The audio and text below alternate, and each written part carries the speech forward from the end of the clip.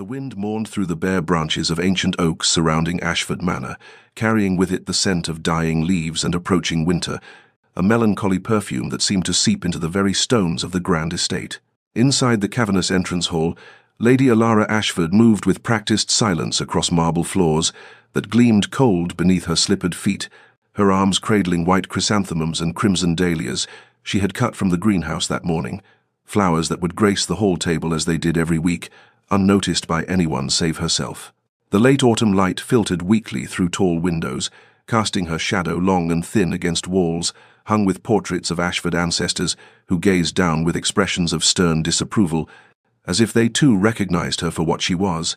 a phantom, a legal necessity, a wife in name alone who had haunted these corridors for 10 years without ever truly inhabiting them. She arranged the blooms with careful precision, her fingers remembering the task even as her mind wandered to the familiar territories of her solitude, thinking how strange it was that one could be married and yet so profoundly alone, legally bound to a man who treated her with the same courteous distance one might afford a visiting dignitary rather than the woman who shared his name. Sebastian Ashford, Duke of Ashford, had not spoken her Christian name since their wedding day, preferring instead the impersonal Duchess or the formal Madam, titles that created walls between them more impenetrable than the separate bedchambers they occupied in the manor's east wing. Their marriage had been a transaction, nothing more her father's crumbling estate, saved from ruin in exchange for her hand, her bloodline, her dutiful presence at social functions, where she smiled and curtsied and played the role of devoted duchess, while her husband stood across crowded ballrooms, his dark eyes never quite meeting hers, his tall frame always angled slightly away, as if even proximity might suggest an intimacy that did not exist. She stepped back to assess the arrangement, adjusting a dahlia that drooped slightly, and caught her reflection in the gilded mirror above the table. A woman of 29 who looked older, her chestnut hair pinned severely back, her grey eyes holding a weariness that came not from hardship, but from the slow erosion of hope, from years of existing as furniture in another person's house, beautiful perhaps but ultimately decorative, serving a purpose but never truly seen. The grandfather clock in the corridor chimed 3, its deep tones echoing through empty rooms, and she knew without looking that Sebastian would be in his study, behind the heavy oak door he kept closed against intrusion, working on estate matters or correspondence, living his life in careful compartments that did not include her. But before our lover's fate is revealed, subscribe so you never miss a chapter of romance and scandal. And tell us in the comments, where are you watching from? Now, let's begin. The morning ritual had not varied in a decade, a choreography of absence so practiced it required no thought. Alara descended to the breakfast room precisely at 8, knowing she would find only her own place setting arranged at the long mahogany table, the Duke having taken his meal at 7 and retreated to his study, where he would remain until evening, and the household, moving around him like water around stone, while she moved through it like morning mist, present but insubstantial. She ate without appetite, the eggs and toast turning to ash in her mouth, as they always did when consumed in solitude, the silence broken only by the clink of silver against porcelain and the distant sounds of servants going about their duties in other wings of the manor, lives being lived that did not intersect with hers except in the most superficial ways. After breakfast, she met with Mrs. Hartwell, the housekeeper, to discuss menus and household matters, suggestions Alara made that were received with polite nods and promptly ignored. The older woman having served the Ashford family for 30 years and seeing no reason to defer to a duchess who held the title but not the authority, who had never been granted the keys to the household despite a decade of marriage. The library became her refuge in the afternoon hours, a room of leather and old paper where she could lose herself in novels that spoke of passion and connection and of marriages built on something more than financial necessity, though she was always aware of Sebastian's presence behind the closed door of his adjacent study,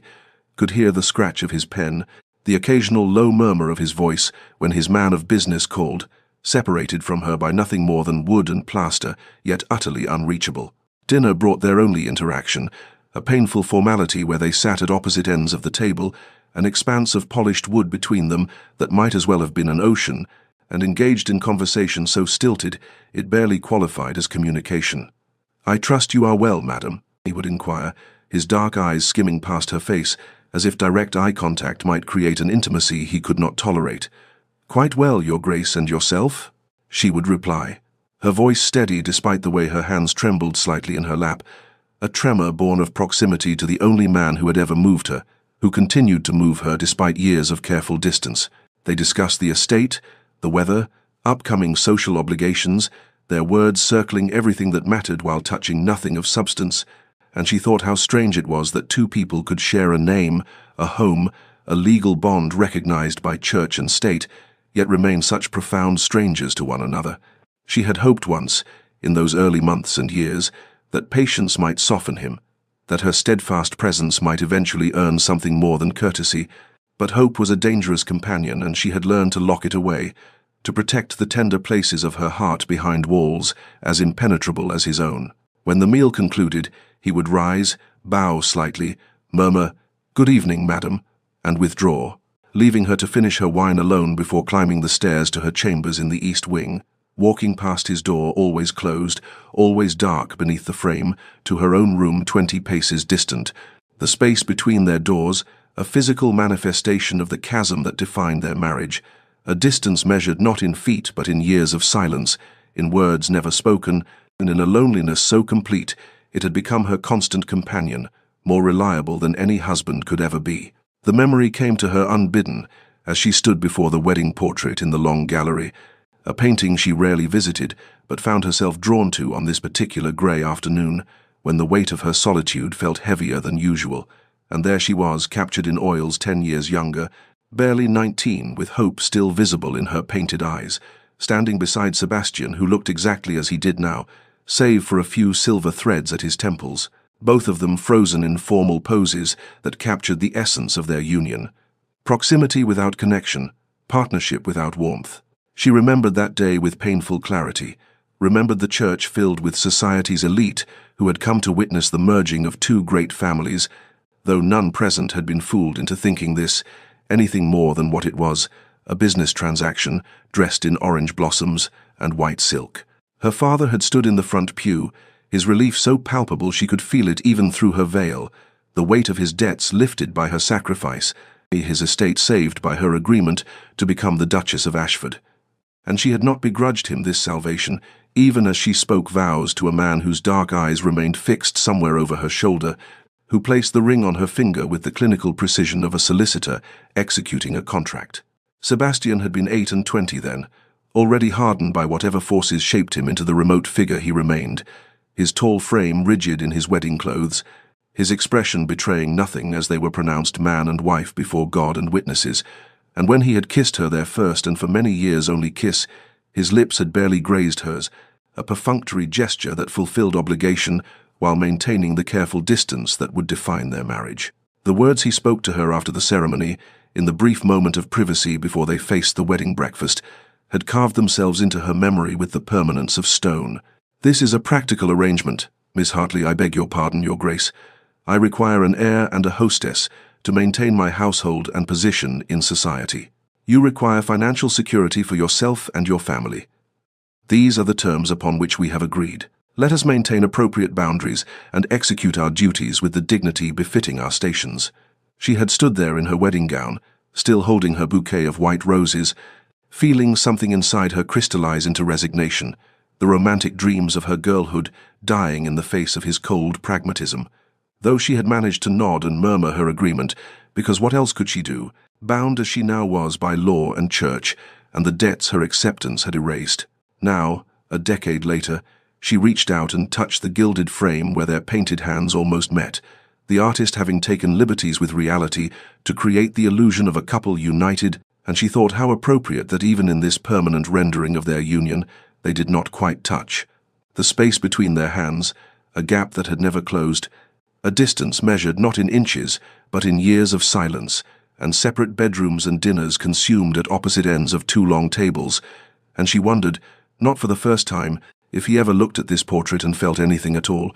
or if she had simply become another piece of furniture in his grand house, noticed only when absent, valued only for function, loved not at all. Weeks passed with the steady rhythm of changing seasons, winter's harshness giving way to the tentative promise of early spring, and during this time, Elara began to notice things she told herself were meaningless, coincidences that her lonely heart inflated into significance, though she knew better than to trust such observations after a decade of careful disappointment. She would descend the staircase in the morning and catch his hand, pausing on the banister when her laugh echoed from the servants' corridor, where she had shared some small jest with young Mary the housemaid, his dark head turning slightly as if to locate the source of that sound before he continued on his way without acknowledgement, and she thought it nothing until it happened again, and then again, until the pattern became undeniable even as she denied it to herself. At the dinner party they hosted for Lord and Lady Pemberton and a dozen other members of the county's elite. She felt his eyes on her as she moved through the ballroom, ensuring guests were attended to, his gaze following her progress from the refreshment table to the card room to the terrace where the gentlemen smoked. And when she glanced his way, she found him looking elsewhere, but something in his posture betrayed that his attention had only just shifted, the way a person stands when caught in observation they did not wish acknowledged. The most peculiar moment came late one evening when she retired to her chambers, following the same path she had walked for 10 years, and she heard his footsteps behind her in the corridor, heavier than usual, deliberate. And when she reached her door and glanced back, she saw him standing at his own entrance, 20 paces distant, his hand on the handle, but his body turned slightly toward her, and his expression, in the dim lamplight, unreadable but intense, and for a full minute they stood thus suspended in the hallway's shadows before he gave a slight nod and disappeared into his room, leaving her standing there with her heart pounding for reasons she could not name, or would not name for fear of being wrong. Asterisk, you are imagining things. Asterisk, she told herself firmly as she prepared for bed that night. Asterisk, 10 years of loneliness can make one see what isn't there, can transform courtesy into tenderness and coincidence into meaning. Asterisk. But the observations continued, small accumulations that built like snowfall, individually insignificant but collectively impossible to ignore, and one afternoon she sat at the pianoforte in the music room, a space she favored for its eastern light and its distance from Sebastian's study, playing a Chopin nocturne she had learned as a girl, her fingers finding the melancholy melody with ease born of repetition, and she was so lost in the music that she did not see the shadow that fell across the hallway outside, did not know that Sebastian stood there in the darkened corridor, listening with an expression on his face that would have stopped her heart had she witnessed it, a look of such naked longing and regret that it transformed his normally stern features into something vulnerable, almost broken. He had been walking past, intending to review the steward's reports in the library, when the music reached him, her music, played with a grace and feeling that spoke of inner depths he had deliberately ignored for a decade, and he found himself unable to move, unable to do anything but stand there and listen, while something in his chest tightened painfully. Asterisk, I have denied myself this. Asterisk, he thought. Asterisk denied us both this. And for what? For pride? For fear? For adherence to boundaries I myself imposed because I was too much a coward to risk vulnerability? Asterisk. The attraction he had felt from their wedding day, perhaps even before, an attraction he had ruthlessly suppressed beneath layers of duty and propriety, and the lessons his cold father had taught him about the dangers of showing one's heart, surged through him now with such force that he had to brace himself against the doorframe, and he knew in that moment that he could not continue this way, that something would have to give, though the fear that had governed him for so long still held him frozen in that hallway, listening to his wife play music that spoke of everything they were not to each other, while his hands clenched at his sides with the effort of not going to her, not crossing that threshold and disrupting the careful distance that had defined their marriage, not risking the rejection he was certain would come if she knew the true depth of his regard. And so he stood there in the shadows until the last notes faded into silence,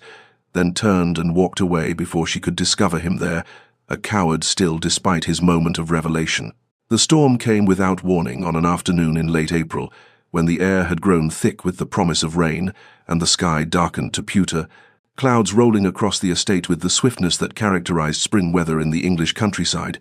and Ilara had sought refuge in the library, as she often did when the weather turned, settling into the window seat with a volume of poetry she had been meaning to read, the French doors to the conservatory standing open to admit what little light remained in the gloom. She was deep in a particular verse about longing and distance when the first crack of thunder shook the house, so violent that the windows rattled in their frames, and she looked up to see the trees beyond the glass, bending nearly horizontal under the force of wind that had risen from nowhere, the leaves and small branches torn free and sent spinning through the air like debris from some great explosion. And she stood quickly, moved to close the conservatory doors before the rain came, but she had barely reached them when she heard it a sound like the world splitting open, a tremendous groaning crack followed by the shriek of wood surrendering to forces beyond its capacity to resist. The ancient elm that had stood sentinel beside the conservatory for longer than the house itself gave way, its massive trunk splintering as the wind caught it at precisely the wrong angle, and Elara stood frozen in the doorway watching it fall, watching tons of wood and branch arcing toward the glass structure with the terrible inevitability of disaster, time seeming to slow even as everything accelerated, and she knew with crystalline clarity that she should move, should run, but her body refused to obey, rooted to the spot by shock or fear or simple disbelief that this was happening. Then hands gripped her arms, strong and urgent, and she was pulled backward with such force that she stumbled, would have fallen if not for the body behind her, solid and protective, and she heard Sebastian's voice close to her ear saying, "Get down," as he turned her away from the windows, his arms coming around her to shield her with his own body, as the world exploded into chaos, glass shattering in a cascade of crystalline destruction, the tree crashing through the conservatory's delicate framework with the sound of a building collapsing, rain suddenly pouring through the violated structure to drench everything within reach. They stood there pressed together in the library doorway, his arms locked around her, her face against his chest where she could feel the rapid hammering of his heart, both of them breathing hard from shock and the nearness of catastrophe. And for a long moment neither moved, the rain and wind howling through the ruined conservatory while they remained in their protective embrace, and Elara became aware of every point where their bodies touched, the warmth of his hands on her back, the strength in the arms that held her, the way he bent over her as if he could make himself a wall between her and harm. When she finally lifted her head to look at him, she found his face mere inches from hers, his dark eyes searching her features with an intensity that stole what little breath she had regained, and his right hand came up almost of its own volition to cup her cheek, his thumb brushing across her skin with a tenderness so at odds with the violence of the storm that she felt tears prick her eyes, and she saw something in his expression shift, something that looked like words he wanted to speak, confessions he needed to make. But then voices echoed in the corridor, the servants drawn by the crash, running to investigate, and his hand fell away. His arms released her, and he stepped back with visible effort, the formal mask descending over his features, even as his eyes betrayed that the distance cost him something. "Mrs." Hartwell burst into the library with 3 footmen behind her, all of them exclaiming over the destruction, asking if her grace was harmed, if his grace required anything, their presence filling the space that had held only the 2 of them and whatever had passed between them in those suspended moments. And Sebastian turned to direct the servants, his voice steady and authoritative as he issued instructions about securing the damaged conservatory and ensuring no one ventured near until the structure could be assessed for safety, and Elara stood there with her heart still racing,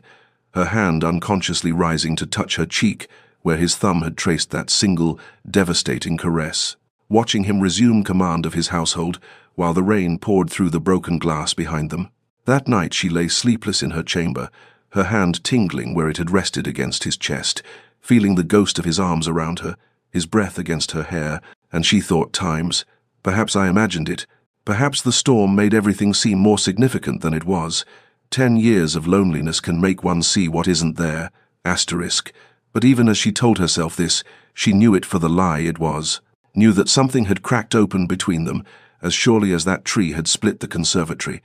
and whether that opening would lead to healing or further hurt remained to be seen. But she could no longer pretend that nothing existed beneath his careful distance,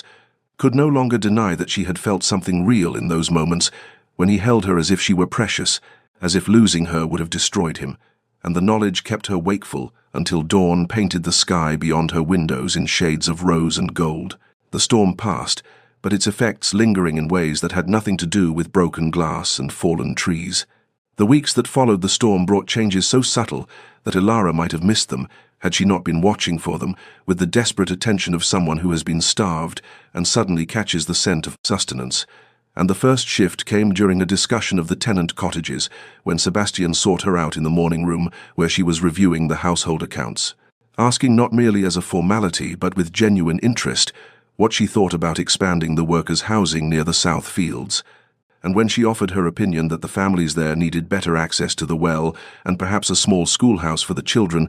he listened with his full attention, nodding slowly, as if weighing her words with the same seriousness he gave to his steward's reports. And 2 days later, she learned he had commissioned plans for exactly what she had suggested, crediting her insight when he discussed it with the estate manager. Books began appearing in the library, volumes she had mentioned wanting to read in passing conversations she had not realized he was listening to, first editions of poetry and the latest novels from London, and when she asked Mrs. Hartwell about them, the housekeeper merely smiled and said His Grace had ordered them specially, and Elara would run her fingers over the leather bindings, wondering what it meant that he had remembered her casual remarks about literature when he had seemed not to hear anything she said for 10 years. The most startling development came during afternoon tea, a ritual she had long ago resigned herself to taking alone in the drawing room, while Sebastian remained sequestered in his study. But one Thursday in late May, he appeared in the doorway at precisely 4 o'clock and asked if he might join her, and she nearly dropped the teapot in her shock before gathering herself enough to gesture to the chair across from hers, and they sat there in awkward silence for several minutes before he asked about her correspondence with her sister, actually asked follow-up questions about Caroline's children and her husband's political ambitions, and when Elara made a wry observation about the absurdity of parliamentary procedures, he did something she had never seen in their entire marriage. He smiled. Not the formal upturn of lips he deployed at social functions, but a genuine expression of amusement that reached his eyes and transformed his severe features into something almost boyish, and the sight of it made her heart perform an uncomfortable acrobatic feat in her chest.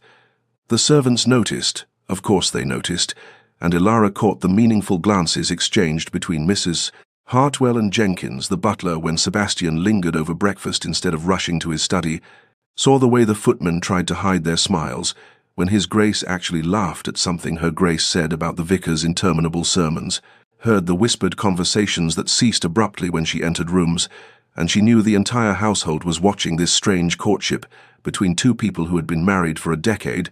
But even as hope began to uncurl in her chest, like a flower seeking sun, after a long winter, she kept her guard in place, remembering too well the pain of disappointed expectations, in thinking times, I cannot let myself believe this is real. I cannot risk my heart again when it has taken so long to build these protective walls.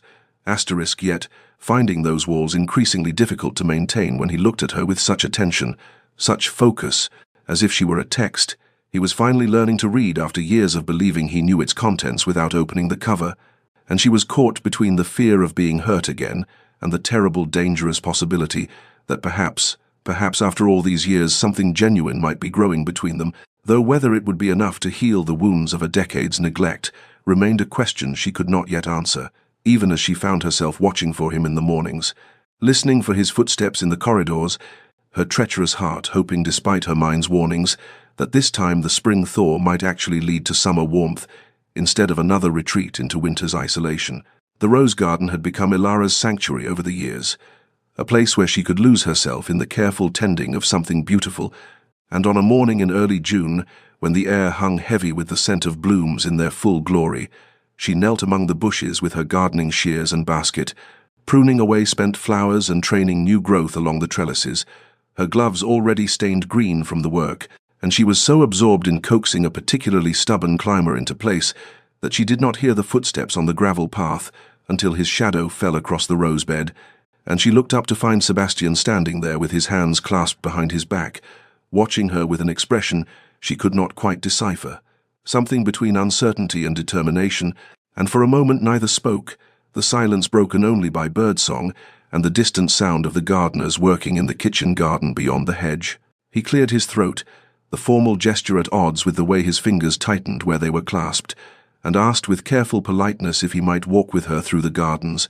and though her heart immediately began that traitorous acceleration she had come to associate with his presence, she kept her voice steady as she rose, brushing dirt from her skirts and setting aside her basket, gesturing toward the path that wound through her carefully cultivated domain. They walked in silence at first, past beds of lavender that released their perfume with each brush of their clothing, around the fountain where water trickled over moss-covered stone, beneath the arbor heavy with wisteria that created a tunnel of purple blooms, and he remarked on the weather with the kind of banality reserved for distant acquaintances, mentioned some business with the tenants that required attention, asked after her correspondence with her sister, as if they were not walking through a space she had created from loneliness and neglect, as if every rose bush did not represent hours she had spent alone while he remained locked in his study, and she responded with equal formality, her answers polite and revealing nothing, until finally an uncomfortable silence fell between them that even the beauty surrounding them could not soften, and it was he who broke it, stopping beside a particularly magnificent specimen of deep crimson roses, touching one bloom with careful fingers as if afraid it might shatter under his attention. "These gardens have flourished under your care," he said, and though the words were simple, something in his tone made them feel weighted with meaning, as if he were saying something more than the obvious observation. And Ilara felt her throat tighten, because in 10 years of marriage he had never once commented on her efforts here, had never acknowledged this space she had poured herself into during all those solitary afternoons, and she looked at him carefully before responding, her words chosen with precision. "I have had much time to devote to them," and the subtext hung in the air between them, heavy as the rose scent, the unspoken truth that she had time because she had nothing else, no one else, long hours that stretched empty and aching, that she filled with soil and thorns, and the patient work of making something grow where he had planted only distance. She saw his jaw tighten, saw something flash in his eyes that might have been pain or regret or both, and he seemed on the verge of speaking, his lips parting as if words were gathering there that had been locked away too long, when Jenkins appeared at the garden gate, calling that Lord Pemberton had arrived unexpectedly and was waiting in the drawing-room, and the moment shattered like glass. Whatever Sebastian had been about to say swallowed back as duty reasserted itself, and he offered her a slight bow, formal and cold, as if the past months of tentative connection had never happened, before turning to stride back toward the house with that decisive walk that left no room for protest, and Ilara stood alone among her roses, with her heart beating too fast, and her hands trembling slightly as she touched the crimson bloom he had caressed, thinking that she had been a fool to hope that a single compliment after a decade of silence could mean anything real, yet unable to forget the way his voice had softened when he spoke of the garden's flourishing, as if he wished he could say the same of her, as if he knew exactly how much time she had spent here, alone, and regretted every moment of it. And she remained there long after he had gone, surrounded by the beauty she had cultivated from emptiness, wondering whether she had the strength to keep hoping, or whether it would be wiser to tend only her roses and accept that some things, once neglected too long, could never truly bloom. The Marlborough Ball arrived with the heavy inevitability of summer thunder, and Ilara found herself standing in the grand ballroom surrounded by glittering chandeliers and the rustle of silk gowns, while Sebastian stood across the room, engaged in conversation with Lord Wessex and several other gentlemen, his posture as rigid and formal as always, as if the past months of tentative connection had been nothing more than her imagination, and she felt the familiar ache of invisibility settling over her shoulders like a cloak she had worn too long to ever truly shed, until Baron Frederick Ashton approached with that charming smile that had won over half the mothers in London society, and asked if she would honour him with a dance. And something reckless stirred in her chest, a defiance born of too many years spent waiting for a husband who would not see her, so she accepted his hand and let him lead her onto the floor, where they moved through a waltz with an ease that surprised her, and he made her laugh with his witty observations about the other guests, genuine laughter that bubbled up from a place she had forgotten existed, and when the music ended, he did not release her hand, but instead requested another dance, and then another, and his attention so focused and flattering that she almost forgot to guard herself against the pleasure of being noticed, of being seen as something other than a ghost, haunting the corridors of her own home. She did not see Sebastian watching from his position near the windows, did not notice how his knuckles whitened where his hand gripped his glass, how his jaw tightened with each turn she made in the Baron's arms, how his eyes tracked her movement across the floor with an intensity that made Lord Wessex pause mid-sentence and follow his gaze with raised eyebrows. And when Baron Ashton suggested during their third dance that perhaps they might take some air in the garden, that the ballroom had grown rather warm, and he had heard the Marlborough roses were particularly fine this year, Ilara hesitated only a moment before nodding, thinking, "Times why should I not accept kindness where it is offered, when my own husband treats me as furniture *?" But before they could move toward the terrace doors, Sebastian materialized at her elbow with such sudden force that both she and the Baron stepped back in surprise, and His Grace's voice was cold as January frost when he informed Baron Ashton that the Duchess had a prior engagement, that he required her presence for introductions to several important guests, his hand closing around her arm with a possessiveness that was entirely new and shocking in its barely controlled intensity, and the Baron, reading the dangerous glint in the Duke's eyes with the wisdom of a man who knew when to retreat, bowed gracefully and withdrew, leaving Elara standing beside her husband, with her heart pounding and confusion, warring with a strange exhilaration, because this was jealousy, unmistakable and raw, breaking through his carefully maintained facade like spring water through winter ice. The carriage ride home was thick with silence, a charged atmosphere that made the enclosed space feel suffocating, and Elara sat as far from Sebastian as the seat would allow, watching his profile in the darkness, seeing the rigid set of his shoulders, the way his hands were clenched into fists on his thighs, the muscle jumping in his jaw as if he were physically restraining himself from speaking, and the silence stretched between them like a bridge neither knew how to cross until finally she could bear it no longer, and her voice cut through the darkness sharp with confusion and a decade of accumulated hurt. "You have never cared before how I spent my time, with whom I danced, with whom I conversed. You have treated me as if I were merely another piece of estate property to be managed from a distance. So pray tell me, Your Grace, what has changed that you suddenly find my activities worthy of your notice?" And the words hung in the air between them, a challenge and an accusation and a plea all at once, and for a long moment she thought he would not answer, would retreat behind that impenetrable wall of ducal dignity. But then his voice came low and rough, with an emotion she could not name. "I have always cared," and those 4 words fell between them like stones into still water, sending ripples through everything she thought she understood, and then silence again, the kind of silence that screams louder than any words. And when the carriage finally pulled up to Ashford Manor, they descended without speaking, and entered the house like strangers, and Elara climbed the stairs to her chamber, with her mind churning through everything that had happened, the dancing, the almost escape to the garden, Sebastian's intervention, and his confession that he had always cared, and she stood at her window looking out over the darkened grounds, thinking that caring and loving were not the same thing, that caring could be dutiful and distant, while what she needed was something fiercer, something brave enough to break through the years of silence and say her name with tenderness, and she wondered whether his jealousy tonight had been merely possessiveness over what he considered his, or whether beneath it lay something deeper, something that might finally bridge the chasm between their separate chambers and their separate lives, though she feared hoping was the most dangerous thing she could do after so many years of learning not to. Sebastian sat alone in his study long after midnight, the fire burning low in the grate while shadows danced across the oak-panelled walls, and he held a glass of brandy. He had no intention of drinking because what he needed was clarity, not oblivion, and clarity meant confronting the truth. He had spent 10 years avoiding with every carefully maintained wall and every formal address,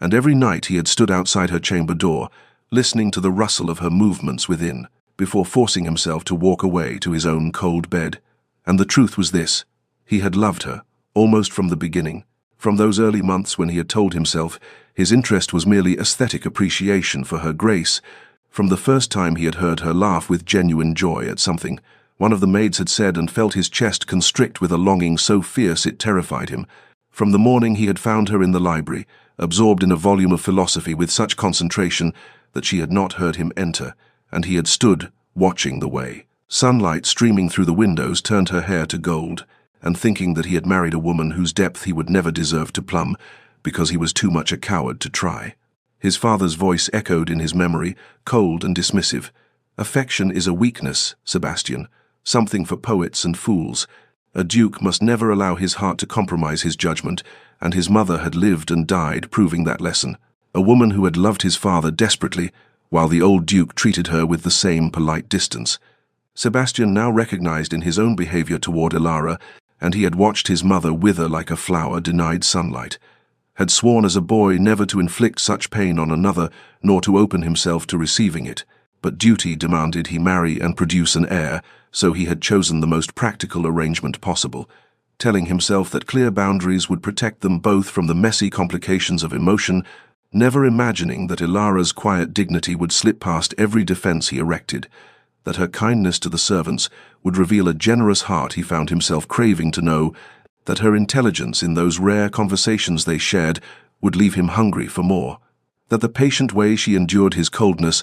would shame him more than any recrimination could have done. He thought of specific moments that had accumulated like water drops wearing away stone. The afternoon he had seen her reading to old Mrs. Henderson from the village, her voice gentle and her attention complete, as if nothing else in the world mattered. The evening at the Pemberton ball when she had made a witty observation about the ambassador's pomposity, and he had nearly smiled before catching himself. The morning after the storm when her hand had rested in his for those few precious seconds, and he had felt the warmth of her skin through her glove and known he was lost. Tonight, watching her laugh in Baron Ashton's arms,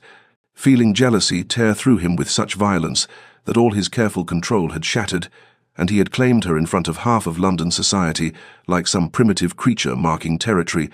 and he had seen the confusion in her eyes during the carriage ride home,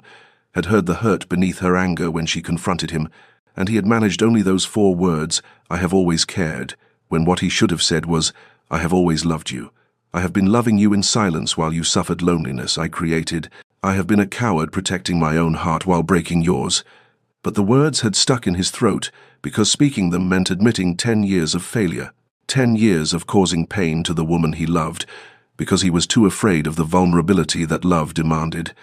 And now he sat in the darkness thinking, "Times I have been a coward, protecting myself while causing her pain **." And he knew that tomorrow or the next day or whenever courage finally overcame fear, he would have to find a way to tell her the truth, though he suspected the truth might come too late, that 10 years of distance could not be bridged by a few months of tentative attention and 1 night of jealous possession. And yet he could not continue as they had been, could not spend another decade watching her move through Ashford Manor like a ghost, while he pretended not to notice how beautiful she was, how kind, how utterly wasted on a husband who had never had the courage to say her name with the tenderness it deserved. The fever came upon Ilara 3 days after the Marlborough ball, beginning as a slight headache she dismissed while arranging flowers in the morning room, progressing to chills by afternoon tea, and by evening she could barely stand as her maid helped her to bed while Mrs. Peterson sent for the physician with urgent haste, and by the time Dr. Hartwell arrived, Ilara was burning with fever, her skin flushed and hot to the touch, her breathing shallow and rapid, and he prescribed cold compresses and laudanum while speaking in low tones to the housekeeper about the seriousness of her condition. And when Sebastian was informed, he appeared in her doorway still dressed for dinner, his face going pale at the sight of her small form lost in the large bed, her hair spread across the pillow dark with sweat,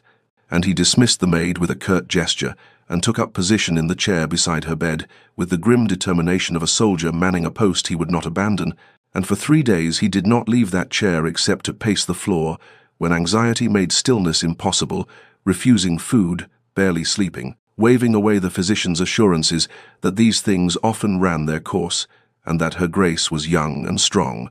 Because Sebastian could see how fragile she looked, or how the fever consumed her until she seemed almost translucent, and he held her hand through the long nights, while she drifted in and out of consciousness, sometimes calling out names he did not recognize, sometimes weeping for reasons he could not fathom, and in those dark hours when he thought he might lose her, he whispered everything he had never had, the courage to say aloud, told her sleeping form that he loved her, that he had always loved her, that he had been a fool and a coward, that if she would only open her eyes he would spend the rest of his life proving his devotion,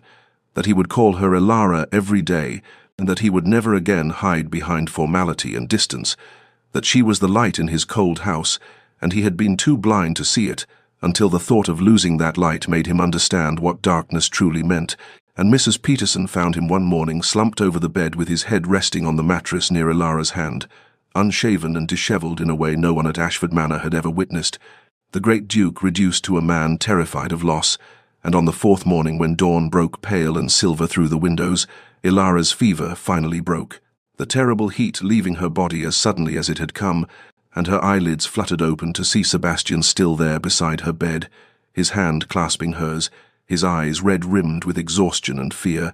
and their gazes met and held, and in that moment something fundamental shifted between them, some wall crumbling that had stood for 10 years, and she saw in his ravaged face a depth of feeling that took her breath away, saw evidence of vigil and devotion that spoke louder than any words could have done, and she whispered, "Sebastian," in a voice raw from fever, and he brought her hand to his lips, his eyes closing as if in prayer. But before either could speak the words that hovered in the charged air between them, "Doctor," Hartwell bustled in with his cheerful pronouncement that the worst had passed, and Sebastian released her hand and stood, his expression shuttering closed again, though not before she glimpsed the emotion there, and he withdrew from the room with a formal bow while she lay watching him go, wondering if what she had seen in his face was real or merely fever dreams, though the warmth of his hand lingered on hers like a promise yet to be spoken. Ilara's recovery was slow and measured, each day bringing slightly more strength to limbs that had felt like water during the fever's grip, and Sebastian appeared at her chamber door every afternoon at precisely 3 o'clock, with an unprecedented regularity that would have been comical had it not been so carefully controlled, so deliberately formal despite the intimacy of finding him unshaven and desperate at her bedside when she had first opened her eyes, and he would enter with a small bow and inquire after her health in that distant ducal tone she knew so well, then settle into the chair, that same chair where he had kept vigil, and read aloud from whatever volume he had selected from the library, his voice steady and melodious as he worked through poetry and philosophy and novels.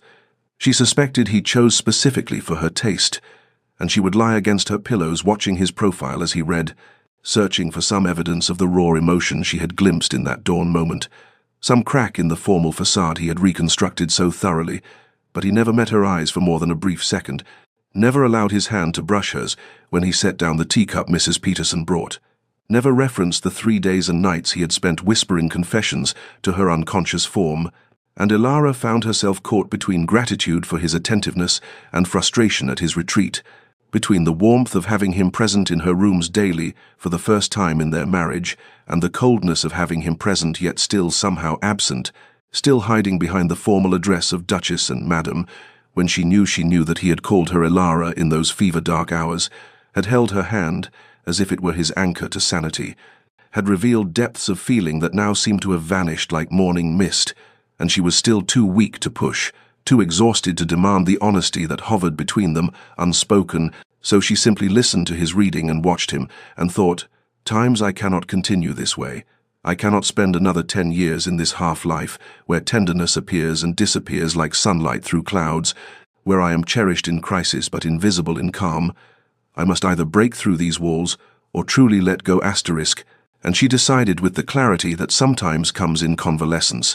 that when her strength fully returned, she would demand truth, would force the conversation he seemed determined to avoid, would ask plainly what he wanted from this marriage, because she deserved honesty, even if the answer broke her heart. And one afternoon, as he read from Wordsworth about daffodils and solitude, she interrupted him mid-stanza and said, "Sebastian," just to watch him startle at her use of his Christian name,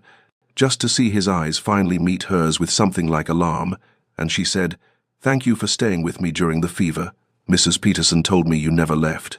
And he went very still, his hand tightening on the book, and for a moment she thought he might finally speak the words that lived in the charged silence between them. But instead he simply nodded once and said, "It was my duty as your husband," in a voice that betrayed nothing, and she turned her face toward the window so he would not see the tears that suddenly burned behind her eyes, would not know how much those cold words cost her after hoping for so much more. 3 weeks after that afternoon, when Sebastian had called his vigil mere duty, Ilara rose from her bed with legs that finally felt steady beneath her, dressed herself in a gown of deep burgundy that brought colour to cheeks still pale from illness, and walked through the corridors of Ashford Manor with a resolve that had been building through long hours of convalescence and longer hours of thought, and she arrived at Sebastian's study door in the mid-morning when she knew he would be reviewing correspondence, and she knocked once sharp and decisive and entered without waiting for permission, closing the door behind her with a soft click that somehow echoed through the book-lined room like a gunshot, and Sebastian looked up from his desk with surprise evident in the widening of his eyes, because in 10 years of marriage she had never entered his private study uninvited, had never breached this particular sanctuary of his carefully constructed distance, and he rose immediately with ingrained courtesy and said, "Duchess, you should not be out of bed, doctor." Hartwell said, "You require more rest," but she raised one hand to silence him, and moved to stand before his desk with her spine straight and her chin lifted in a way that reminded him suddenly of the girl she had been on their wedding day before resignation had taught her to make herself small and unobtrusive, and she said in a voice that trembled only slightly, "Your Grace, we have been married 10 years." And she watched his jaw tighten at her use of his formal title, watched him recognize that she was throwing his own formality back at him like a gauntlet, and she continued, "In that time you have never called me by my name. You have maintained absolute distance even as you share my home and my title and my life,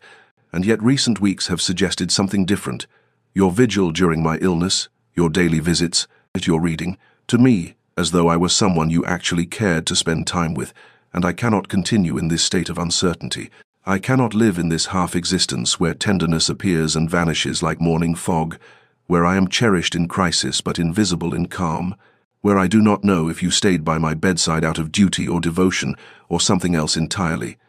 And her voice grew stronger as she spoke, 10 years of silence finding its voice at last. And she said, "I deserve honesty," Sebastian, using his Christian name deliberately, watching him flinch as though she had struck him. And she finished, "What do you want from this marriage?" And the question hung in the air between them like something living and dangerous. And Sebastian stood frozen behind his desk, with his hands gripping the edge of the mahogany surface so tightly his knuckles showed white, and she could see him struggling with some internal battle, could see the careful walls he had constructed around himself beginning to crack under the weight of her direct confrontation, and for a long moment he said nothing, while the clock on the mantel ticked away, seconds that felt like hours, and then his mouth opened as though to speak, but no words emerged.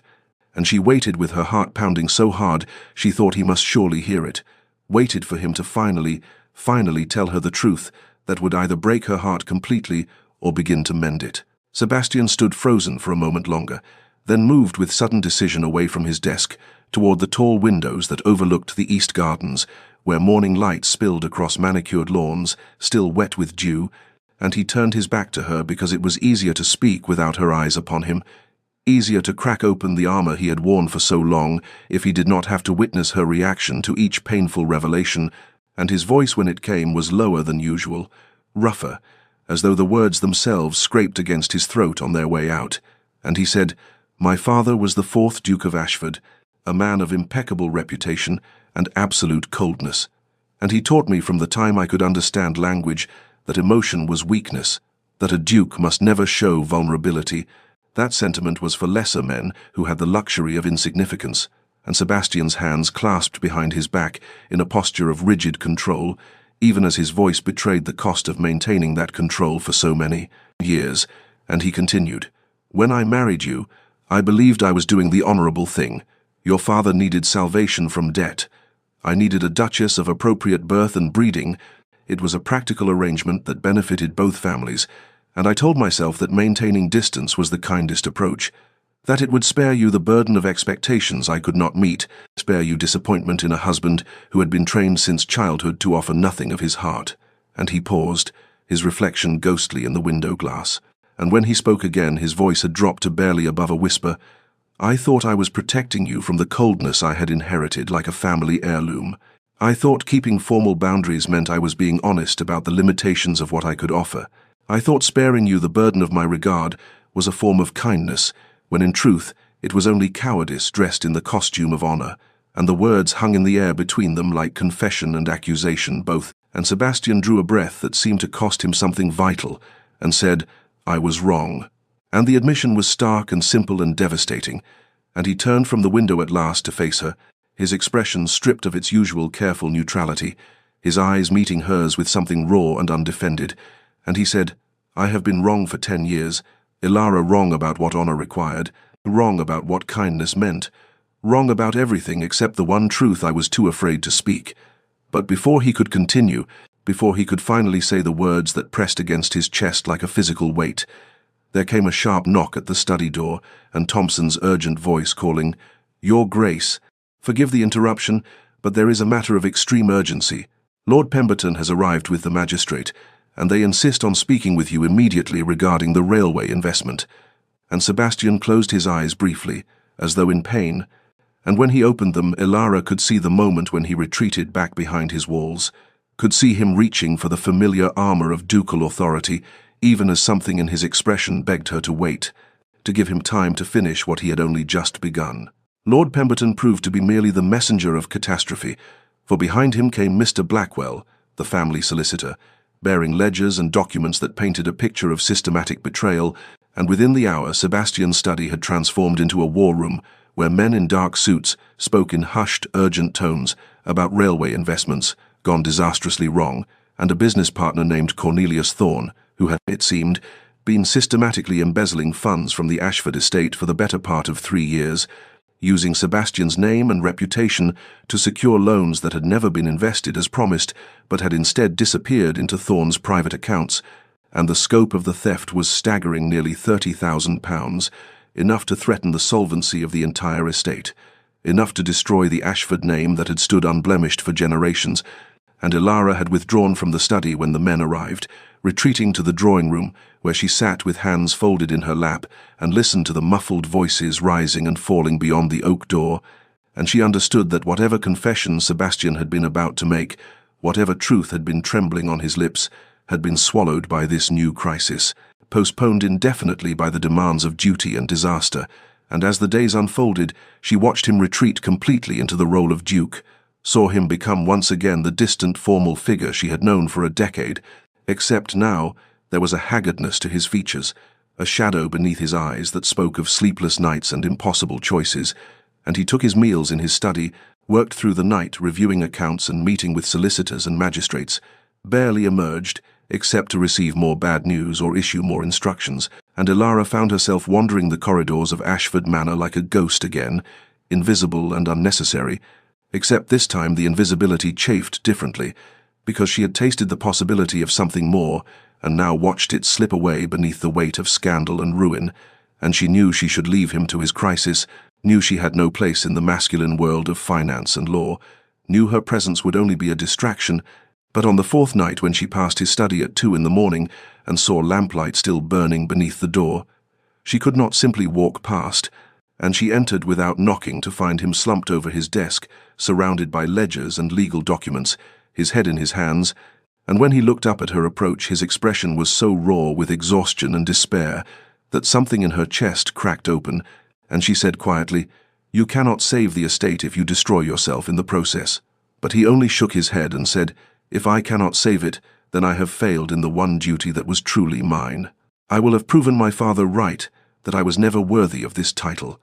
And the defeat in his voice was so complete that Ilara made a decision in that moment, and she said, "Show me the accounts." And when he protested, she said more firmly,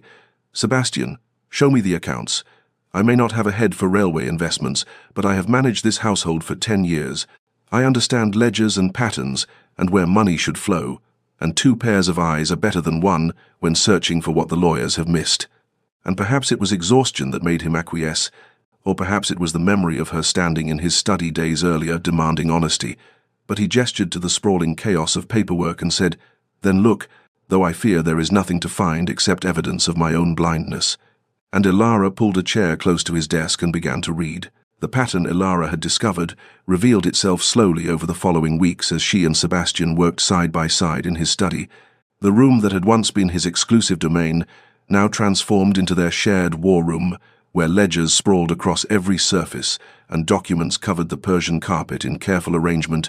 and she found that her years of managing household accounts had given her an eye for discrepancies that the lawyers in their focus on large transactions had overlooked. For she noticed the small irregular payments, the quarterly disbursements that should have aligned with dividend schedules but were offset by weeks, the way certain expenses appeared in triplicate across different accounting books, as though someone had been deliberately creating confusion,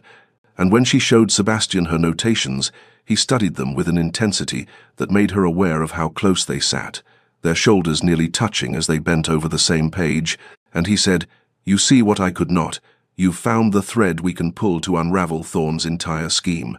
And there was wonder in his voice, mixed with something that might have been regret, and he added more quietly, "How did I not know you possessed this brilliance?" But before she could answer, he was already calling for Thompson to summon the solicitors, and the work consumed them both, days blending into nights as they traced the pattern she had found,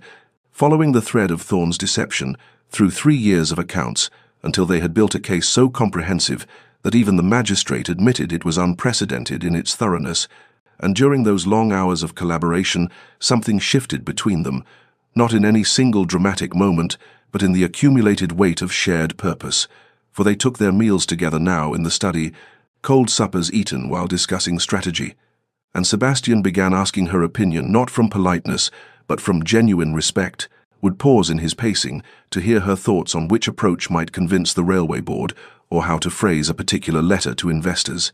and she found herself offering ideas she would never have dared voice before, found him listening with an attention that made her feel truly seen, for perhaps the first time in their marriage, and sometimes when the work grew tedious, he would read aloud from correspondence to make her laugh at the pompous language certain lords employed, or she would offer a wry observation about human nature that would surprise from him an actual smile, and the servants noticed this transformation. Mrs. Hendricks remarking to Thompson that it was about time. His Grace recognized the treasure he had married, and one night, when they had worked past midnight, and exhaustion had made them both punchy with laughter over a particularly absurd legal document, Elara felt her eyes closing over the ledger before her, and tried to fight the wave of sleep, but it pulled her under, despite her resistance, and she woke hours later being carried, and realized with a start that Sebastian held her in his arms, was carrying her through the darkened corridors of Ashford Manor with a gentleness that made her breath catch, and she kept her eyes closed, pretending still to sleep, because she wanted this moment to last, wanted to memorize the feeling of his arms around her and the steady beat of his heart beneath her ear, and when he reached her chamber door he hesitated there in the darkness, and she felt rather than saw him looking down at her face, felt the moment stretch and deepen into something profound, and she thought he might speak or perhaps lower his head to kiss her brow, but instead he carried her inside and laid her carefully upon her bed, drawing the coverlet over her with hands that trembled slightly,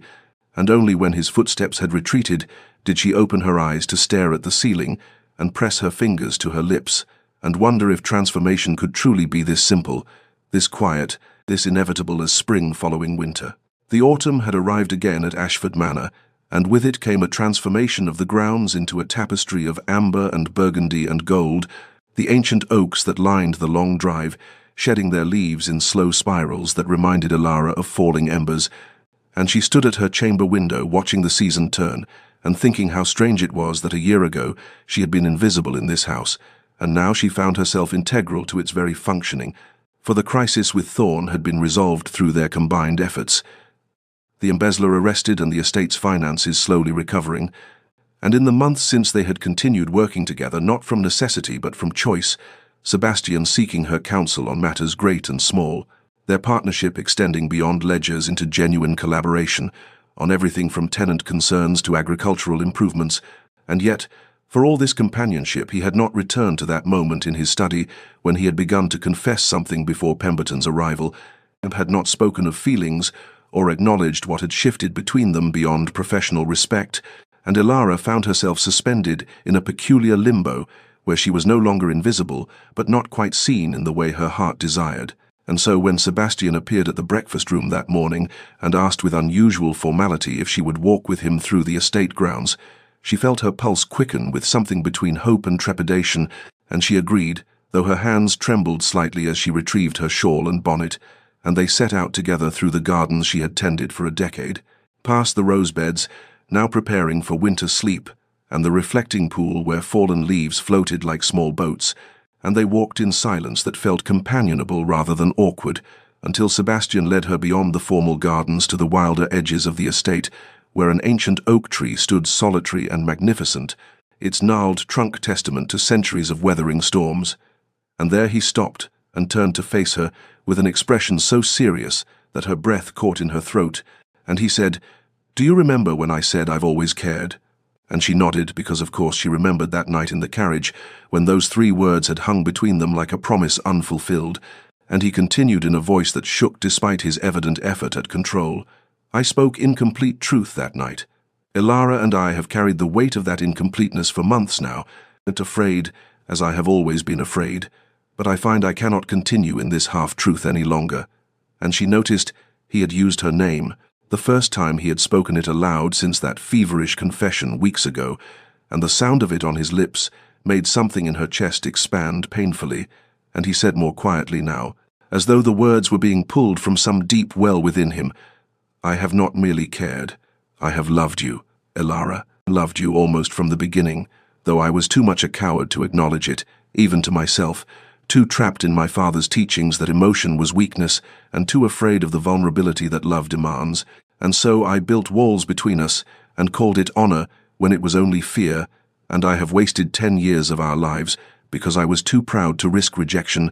too certain that you could never care for a man who had treated you with such coldness." And the confession hung in the autumn air between them, while leaves continued their gentle descent around them like benediction. Elara stood beneath the ancient oak with Sebastian's confession still hanging in the autumn air between them, and she felt the warring of emotions within her chest like a tempest contained in too fragile a vessel, for there was joy. Yes, at hearing him speak her name with such tenderness, and at learning that he had loved her all these years. But alongside that joy rose anger, hot and righteous at the waste of it all, at 10 years of loneliness endured because he had been too afraid to speak. And beneath both joy and anger lay a grief so profound it threatened to break her, grief for the young bride she had been, who had hoped for affection and learned instead to expect nothing, grief for all the mornings she had woken alone and all the evenings she had retired to empty chambers while he stood behind his closed door. And she realized that he was waiting for her to speak, his face pale and tense with the vulnerability of his confession, and she found her voice, though it trembled with the force of everything she felt, and said, "You have my name now. You've said it at last. But Sebastian." And she saw him flinch slightly at the sound of his own name on her lips, as though he had not expected her to claim that same intimacy, and she continued, because the words needed to be spoken, even if they caused pain. 10 years is a long time to be invisible. 10 years of loneliness because you were afraid, and I understand fear. I have lived with my own fears all this time, but understanding does not erase the years or heal the wounds they left. And her voice broke, despite her effort to keep it steady, and she felt tears beginning to blur her vision, though she fought them back, because she would not let this moment dissolve into weeping when there were truths that needed acknowledging, and she said more quietly now, almost to herself as much as to him, "I don't know if I can simply forgive and forget. I don't know if hearing that you loved me all along makes the loneliness retroactively bearable, or if it only makes it more painful to know it was unnecessary, that we could have had something real instead of this decade of careful distance." And she watched him absorb her words, saw the pain that crossed his features, and the way his hands clenched at his sides, as though he wanted to reach for her, but knew he had forfeited that right. And he said with a humility she had never heard from him before, "I don't ask for forgiveness I haven't earned. Elara, I don't expect you to absolve me of the hurt I've caused through my cowardice. I ask only for the chance to spend the next 10 years, the next 50 if you'll grant them to me, proving that my love is real and not merely words spoken too late." And there was such naked honesty in his voice, such complete absence of the pride that had always armored him, that she felt something shift within her own guarded heart. Not forgiveness, perhaps, not yet, but the possibility of it, the recognition that transformation required not just confession, but time and patience, and the slow rebuilding of trust that had never truly existed between them. Winter arrived at Ashford Manor with its customary severity, the grounds transforming beneath blankets of snow that softened the hard edges of the landscape, and muffled sound until the world seemed wrapped in contemplative silence. And in this season of quietude, Elara and Sebastian began the slow, careful work of building something they had never possessed in 11 years of marriage. Not passion or grand romance, but something perhaps more essential, the foundation of genuine friendship upon which love might eventually rest, secure.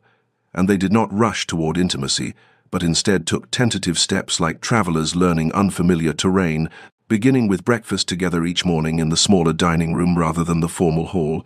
where Sebastian would ask about her plans for the day and actually listen to her answers rather than offering the polite half-attention that had characterized their previous exchanges. And she found herself sharing thoughts she had kept private for years, her concerns about the tenant families struggling through the harsh winter,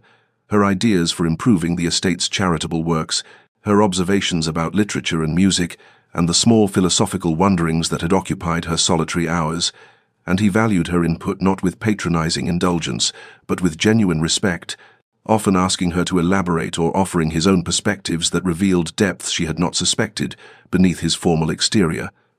And they discovered shared interests that surprised them both: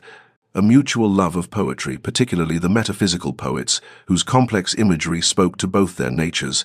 an appreciation for chamber music that led to evenings in the music room where she would play while he turned pages, a commitment to social reform that had them debating late into the night about tenant welfare and workers' rights and the responsibilities of their class. And gradually small touches became natural between them,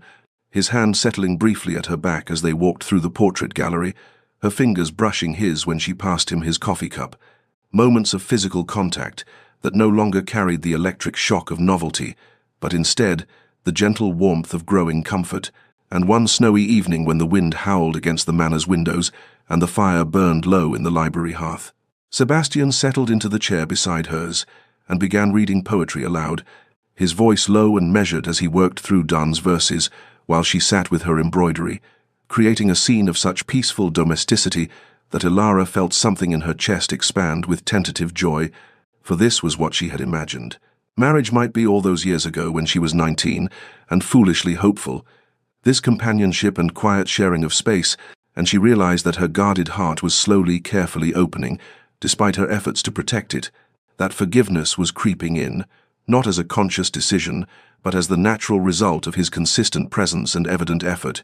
his patience in not demanding more than she could give, his willingness to earn rather than expect her trust. And when he glanced up from his reading to find her watching him, and smiled with a tenderness that transformed his usually stern features, she thought perhaps healing was possible after all. Perhaps the next 10 years could indeed be different from the previous decade. Perhaps it was not too late for them to become what they should have been from the beginning. Spring returned to Ashford Manor with its promise of renewal, and with it came preparations for the annual ball that marked exactly 11 years since Elara and Sebastian had spoken their wedding vows in the chapel that overlooked these same grounds, though this year the anniversary held different weight than all the ones that had preceded it,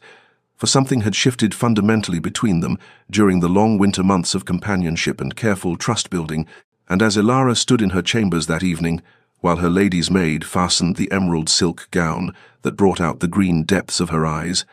she felt a flutter of anticipation rather than the resigned duty that had characterized previous social events. And when she descended the grand staircase with one gloved hand trailing along the banister she had touched countless times before, she saw Sebastian waiting at the bottom in his formal evening attire, his dark hair gleaming in the candlelight, and his grey eyes fixed on her with an intensity that made her breath catch. And as she reached the final step, he extended his hand to help her down, and when her fingers settled in his palm, he raised her hand to his lips and said in a voice that carried clearly through the assembled servants and early arriving guests, "You are breathtaking, Elara." And it was the first time he had ever spoken her name in company, the first time he had publicly claimed her as more than a duchess or a convenient arrangement, and she felt heat rise to her cheeks as she met his gaze and saw such open tenderness there that her heart seemed to expand beyond the capacity of her chest, and the ball itself passed in a blur of dancing and conversation, where Sebastian remained at her side rather than retreating to the card room or his study, where he introduced her not as the Duchess but as "my wife, Elara," where his hand found the small of her back with easy familiarity as they moved through the crowded rooms. And when the last guest finally departed in the small hours of morning and the servants began extinguishing candles and clearing glasses, they found themselves alone in the emptied ballroom with only a few remaining tapers casting golden light across the polished floor. And Sebastian turned to her and said softly,